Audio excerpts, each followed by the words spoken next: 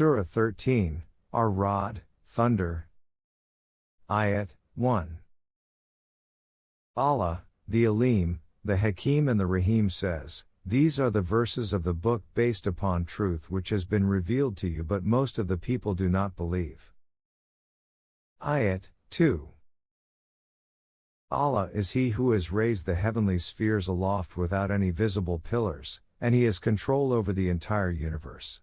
He has subjected the sun and the moon to function for an appointed period. He regulates affairs and has given clear signs so that you may believe in His law of mukafat. Ayat 3. It is He who has stretched out the earth and set thereon firm mountains and rivers to flow, and has caused fruits to grow in pairs. The sun and the moon move in such a way that the night gradually covers the day. In all these, there are signs for those who care to reflect. Ayat 4. On the earth there are neighboring tracts with gardens of grapes and corn and palm trees, single or clustered. They are irrigated with the same water, yet some of them are more tasteful than others. In these also there are signs for those who care to understand. Ayat 5. It is not strange that despite such clear signs of Allah's laws of creation and development, people still wonder how they will be brought to life again after they have been reduced to dust. These are the people who do not believe in the laws of their Rabb. They are so shackled by ignorance and conservation that they cannot see far. These people are and shall be the dwellers of hell. Ayat 6. It is due to their short-sightedness that, whereas we have given them respite to enable them to make amends, they challenge you to hasten the chastisement, just like in the stories of earlier people before them. The law of respite notwithstanding, their iniquity is a means of protection given by your Rabb, but equally severe is the chastisement from Him which is sure to come. Ayat 7. Those people who do not accept the truth of the divine laws say, why has a miraculous sign not been given to you by your Rabb? They do not understand that your mission is to make them aware about the divine laws, and warn them about the consequences of their wrongdoings. Moreover, your mission is for all nations and for all times, whereas a miraculous sign is confined to a particular period. Ayat 8. It has been stated that there is a period of respite between actions and their results. This is evident from the following examples. There is an intervening period between the conception and birth of a child. Allah knows what is in the womb and what is increased or decreased therein, and which fetus will reach completion and which will not. Ayat 9. For all this Allah has laid down laws. He is the knower of the hidden and the manifest, the great and the exalted. Ayat 10. It is the same to Him whether anyone conceals his intention or speaks out his mind, whether anyone is hidden in the darkness of the night or goes about freely in the day. Ayat 11. Allah's law of mukafat encompasses human beings from all sides and brings all their actions to their conclusion. And since a nation comprises people, the same law is applicable there also. It should therefore be remembered that Allah does not alter the condition of a people until they bring about a change in their inner selves, and this change obviously takes place in accordance with their intentions, desires and action. The law of mukafat is so strict that when chastisement comes, none can avert it nor can people have any protector besides Allah. Ayat 12. This law contains the possibility of both hope and fear, just as lightning is frightening but brings with it rain-bearing clouds also. Ayat 13. The thunder of clouds and all other forces of nature are busy and hamd, and accomplishing Allah's plan. Only those are struck by lightning who do not take precaution according to Allah's laws. Yet these people wrangle about Allah's powers out of sheer obstinacy, although He is mighty in His prowess. Ayat 14. Those who wish that their efforts should bring about constructive results turn to Allah's laws, whilst those who call upon forces other than Allah do not even receive a response from them. The latter may be likened to a person who, in his thirst, stretches out his hand towards water hoping that it will reach his mouth, but this cannot happen. Only efforts which are made in accordance with Allah's laws bring about good results. Mere supplications to forces other than Allah are rendered waste. Ayat 15. All that there is in the universe submits to Allah's laws. Things belonging to the physical universe submit to these laws through an instinctive urge without any external coercion. Human beings also obey physical laws, they have no choice in this. For instance, a man may walk in any direction at his will, but he cannot change the direction of his shadow. So far as divine values are concerned, it is open to them to obey or reject them. Those who reject them are eventually forced by necessity to comply with them. Ayat 16. These are the people who believe in Allah's laws but only as far as they relate to the physical sphere. When you ask them who controls the universe, they will say that it is Allah. Then ask them, why do you, then, look up to forces other than Allah which cannot harm or benefit even themselves? Say then, are the blind and the seeing alike, or is darkness the same as light? Can those whom you have set up as peers to Allah create anything similar to what Allah has created, leading you to think that they too could create as Allah does? Allah is the creator of everything. He is the only one possessing all powers. Ayat 17.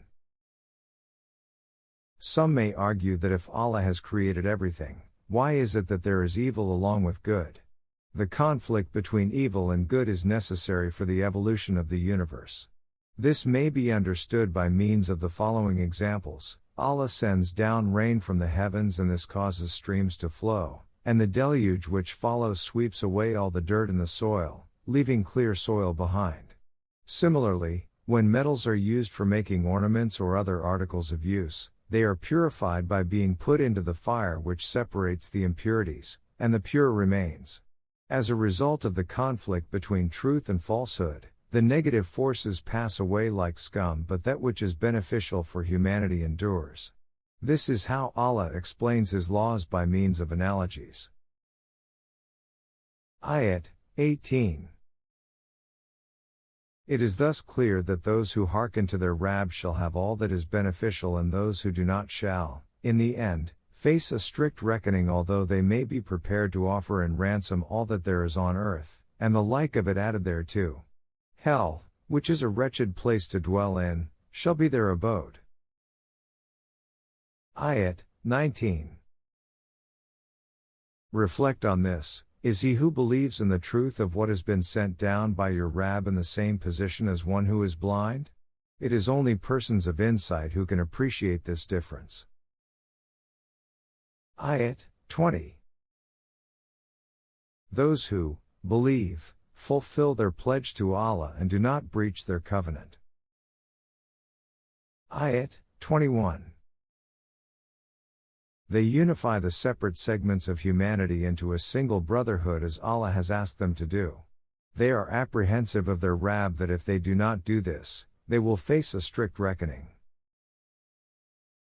Ayat 22. They struggle hard to accomplish the task assigned to them by their Rabb and remain steadfast. For this purpose they establish the Nizam as-Salah and keep available for the needy, openly or secretly, the means of subsistence which Allah has bestowed on them. They repel evil by doing good. Ayat 23. For them awaits the recompense of a final, happy abode, evergreen gardens which they shall enter along with the righteous from amongst their parents, spouses and offspring, and Malaika shall meet them from all sides saying. Ayat 24. Peace be upon you, for you have endured all trials with steadfastness. How excellent is the final abode of these people. Ayat 25. As for those who breach their covenant with Allah, and split humanity into factions, though Allah had asked them to join them together, and create facade, disorder, chaos, in the land, they shall be deprived of all blessings and shall have a miserable abode. Ayat 26. Keep in mind that Allah has provided means of sustenance to all humanity, but these are acquired in proportion to one's own efforts. This doubtlessly happens in accordance with physical laws, and they rejoice in the life of this physical world, but life is not confined to the physical world alone. In fact, this life as compared to the life of the hereafter, is a mere trifle of passing comfort. Provisions should therefore be distributed in such a way that all get according to their need. Ayat 27. Those who do not believe, repeatedly ask why Allah has not sent down a miracle to the Rasul. Tell them that Allah has bestowed freedom of will upon human beings, and it is not His plan that they shall be compelled to believe. This is why a miracle has not been sent to the Rasul. Whosoever follows the right path, reaches the right destination. Ayat 28-29. Those who believe and wish to have a heart free of worry, tell them that this can only be achieved by keeping Allah's laws constantly in mind. Those who believe in Allah in such a manner and act righteously, shall have blessings of all kinds and shall live a most beautiful and balanced life. Ayat 30. O Rasul, we have sent you to your people as similar Rusul, messengers, were sent to peoples before them. You communicate to them the revelations we have delivered to you, but they still do not believe in Rahman who has revealed to you this book. Say to them, He alone is my Rabb, there is no authority other than Him. I place my trust in Him fully and turn to Him for guidance. Ayat 31. Some people think that if the demand made by unbelievers for a miracle is fulfilled, it might be good since it might cause them to believe. This is not the case. Even if there was a Qur'an whereby mountains could be set in motion, the earth traversed in a moment, and the dead made to speak, these people would still not believe. Allah possesses all powers to work wonders, but this is not His way. Had it been His plan, He would have guided all persons aright. Therefore, let not the believers feel frustrated that a miracle is not shown to the unbelievers. The unbelievers will continue to oppose you until they engage in war with you, which will be in the vicinity of their homes. Then, they will be defeated and thus Allah's program will be accomplished. Most certainly Allah never fails to fulfill His promises. Ayat 32. All this will happen imperceptibly.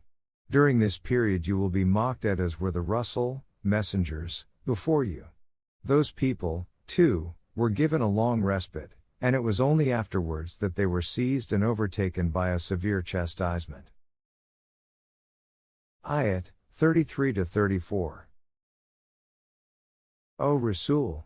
Ask them, do you set up peers to Allah who is so powerful that He keeps a watch over every person to see what He does? Say to them, identify those whom you set up as peers to Allah, and then mark what it is that Allah misses which they point out to Him.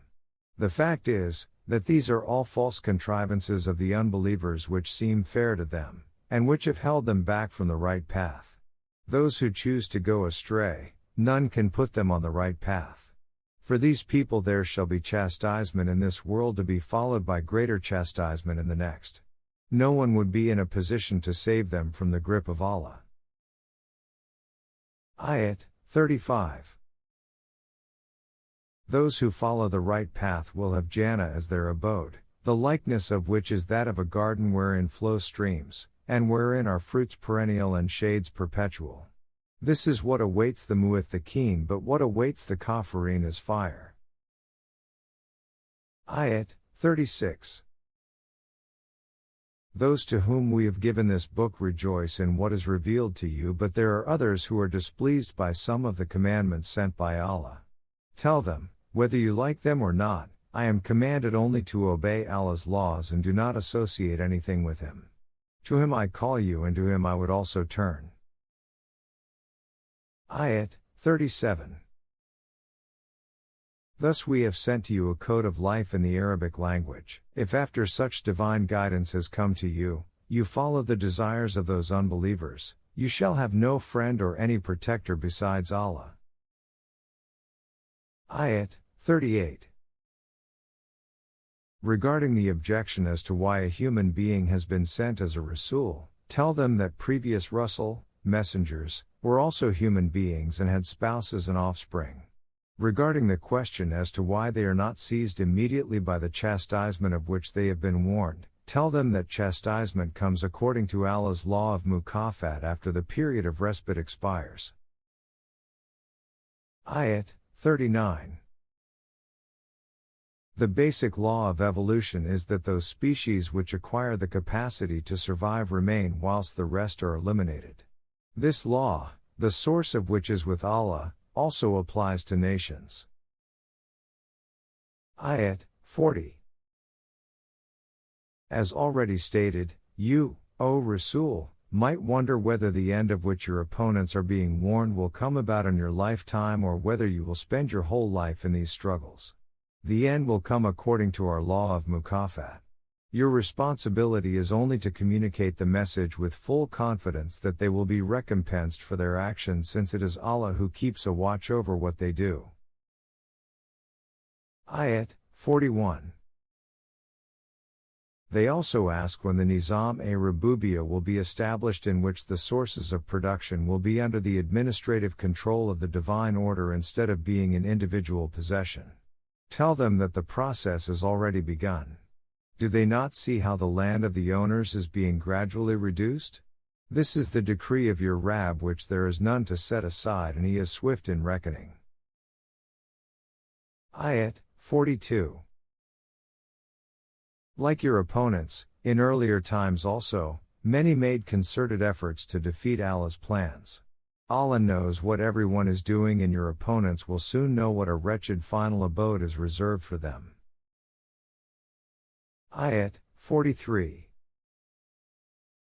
Those who discredit Allah's laws say that you have not been sent by Allah, since you do not bring about their chastisement. Say to them, I do not wish to wrangle with you about the matter which will be decided according to Allah's laws, and the decision will bear witness to the truth of my claim. Those who have knowledge of the book of Allah also testify to this.